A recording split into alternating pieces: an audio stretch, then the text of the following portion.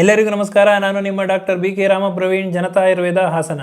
ಓಂ ನಮಾಮಿ ಧನ್ವಂತರಿಂ ಆದಿದೇವಂ ಸುರಾಸುರೈರ್ವಂದಿತ ಪಾದಪದ್ಮಂ ಲೋಕೆ ಜರಾ ಋಗ್ಭಯ ಮೃತ್ಯುನಾಶಂ ಧಾತಾ ರಮೇಶಂ ವಿವಿಧೌಷಧೀನ ಧನ್ವಂತರೇ ರಮಾನಾಥಂ ಸರ್ವರೋಗ ನಿವಾರಕಂ ಆಯುರ್ವೇದ ಪ್ರವರ್ತಾರಂ ವಂದೇ ಪೀಯೂಷದಾಯಕಂ. ಸರ್ವೇ ಜನಾಃ ಸುಖಿನೋ ಭವಂತು, ಸರ್ವೇ ಸಂತು ನಿರಾಮಯಃ. ಓಂ ಶಾಂತಿ ಶಾಂತಿ ಶಾಂತಿ.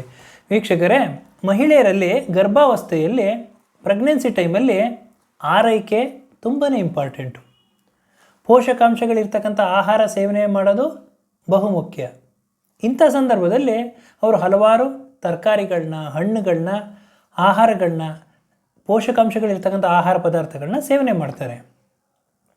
ಆದರೆ ಕೆಲವೊಂದು ಹಣ್ಣುಗಳನ್ನ ಸೇವನೆ ಮಾಡೋದ್ರಿಂದ ಗರ್ಭಪಾತ, ಅಬಾರ್ಷನ್ ಅಥವಾ ಪ್ರಿಮೆಚ್ಯೂರ್ ಡೆಲಿವರಿ, ಅವಧಿ ಪೂರ್ವ ಪ್ರಸವ ಆಗುವ ಸಾಧ್ಯತೆಗಳು ಹೆಚ್ಚಿರ್ತದೆ.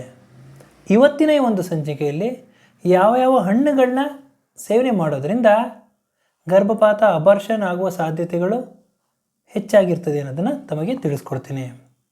ಮೊದಲನೆಯದು ಅನಾನಸ್. ಅನಾನಸಲ್ಲಿ ಪೋಷಕಾಂಶಗಳಿರ್ತದೆ, ಆದರೆ ಇದರಲ್ಲಿ ಬ್ರೋಮೋಲಿನ್ ಅಂತ ಒಂದು ಎನ್ಸೈಮ್ ಇದೆ. ಈ ಒಂದು ಎನ್ಸೈಮ್ ಏನು ಮಾಡ್ತದೆ ಅಂದರೆ ನಮ್ಮ ದೇಹದಲ್ಲಿರ್ತಕ್ಕಂತಹ ಪ್ರೋಟೀನ್ನ ಡಿವೈಡ್ ಮಾಡ್ತದೆ, ಪ್ರೋಟೀನ್ನ ಹೊಡಿತದೆ.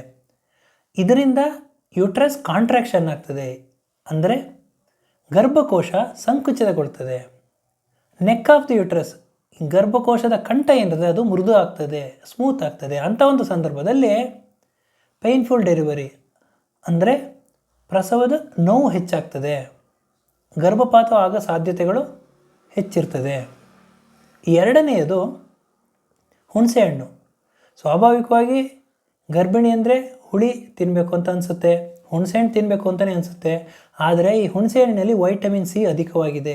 ಹೆಚ್ಚಾಗಿ ಹುಣಸೆಹಣ್ಣನ್ನ ಸೇವನೆ ಮಾಡೋದ್ರಿಂದ ಪ್ರೊಜೆಸ್ಟಿರಾನ್ ಹಾರ್ಮೋನ್ನ ಉತ್ಪತ್ತಿ ಕಡಿಮೆ ಮಾಡ್ತದೆ. ಯಾವಾಗ ಪ್ರೊಜೆಸ್ಟಿರಾನ್ ಹಾರ್ಮೋನ್ನಲ್ಲಿ ಏರುಪೇರು ಆಗ್ತದೋ, ಉತ್ಪತ್ತಿ ಕಡಿಮೆ ಆಗ್ತದೋ, ಅಬಾರ್ಷನ್ ಆಗುವ ಸಾಧ್ಯತೆಗಳು ಹೆಚ್ಚಿರ್ತದೆ.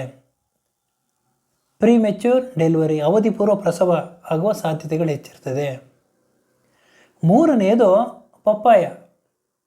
ಪಪ್ಪಾಯದಲ್ಲಿ ಲ್ಯಾಟೆಕ್ಸ್ ಇರೋದ್ರಿಂದ ಇದು ಉಷ್ಣ, ಹೀಟ್ ಇರುತ್ತೆ. ಪಪ್ಪಾಯ ಅಂತಂದರೆ ಹೀಟ್ ಅಂತ ಎಲ್ಲರಿಗೂ ಗೊತ್ತಿದೆ. ಇದನ್ನು ಅತಿಯಾಗಿ ಸೇವನೆ ಮಾಡೋದ್ರಿಂದ ಗರ್ಭಕೋಶ ಸಂಕುಚಿತಗೊಳ್ತದೆ ಹಾಗೂ ಅಬಾರ್ಷನ್ ಆಗುವ ಸಾಧ್ಯತೆಗಳು ಹೆಚ್ಚಾಗಿ ಇರ್ತದೆ. ನಾಲ್ಕನೆಯದು ಬಾಳೆಹಣ್ಣು. ಬಾಳೆಹಣ್ಣಿನಲ್ಲಿ ಒಂದು ಮಲಬದ್ಧತೆ ನಿವಾರಣೆ ಮಾಡೋ ಶಕ್ತಿ ಇದ್ದರೂ ಬಾಳೆಹಣ್ಣು ಅಲರ್ಜಿ ಇದ್ದವ್ರಿಗೆ, ಡಯಾಬಿಟಿಸ್ ಇನ್ ಪ್ರೆಗ್ನೆನ್ಸಿ, ಸಕ್ಕರೆ ಕಾಯಿಲೆ ಏನಾದ್ರು ಇತ್ತು ಅಂತಂದರೆ ಬಾಳೆಹಣ್ಣನ್ನು ಸೇವನೆ ಮಾಡಬಾರ್ದು. ಬಾಳೆಹಣ್ಣಿನಲ್ಲಿ ಚಿಟಿನೇಸ್ ಅಂತ ಒಂದು ಎನ್ಸೈಮ್ ಇದೆ, ಇದು ಉಷ್ಣಾಂಶ ಜಾಸ್ತಿ ಮಾಡ್ತದೆ. ಆದ್ದರಿಂದ ಇವತ್ತಿನ ಈ ಒಂದು ಸಂಚಿಕೆಯಲ್ಲಿ ಯಾವ ಯಾವ ಹಣ್ಣುಗಳನ್ನ ಸೇವನೆ ಮಾಡೋದ್ರಿಂದ ಗರ್ಭಾವಸ್ಥೆಯಲ್ಲಿ ಅವಧಿ ಪೂರ್ವ ಪ್ರಸವ, ಪ್ರಿಮೆಚ್ಯೂರ್ ಡೆಲಿವರಿ ಆಗಬಹುದು ಅಥವಾ ಅಬಾರ್ಷನ್ ಆಗುವ ಸಾಧ್ಯತೆಗಳು ಹೆಚ್ಚಿರ್ತದೆ ಅನ್ನೋದನ್ನು ತಮಗೆ ತಿಳಿಸ್ಕೊಟ್ಟಿದ್ದೀನಿ. ನನ್ನ ಈ ವಿಡಿಯೋ ತಮಗೆ ಇಷ್ಟವಾಗಿದ್ದಲ್ಲಿ ಲೈಕ್ ಮಾಡಿ, ಶೇರ್ ಮಾಡಿ ಹಾಗೂ ನನ್ನ ಎಲ್ಲ ಮುಂದಿನ ವಿಡಿಯೋಗಳಿಗಾಗಿ ಸಬ್ಸ್ಕ್ರೈಬ್ ಮಾಡಿ. ಧನ್ಯವಾದಗಳು.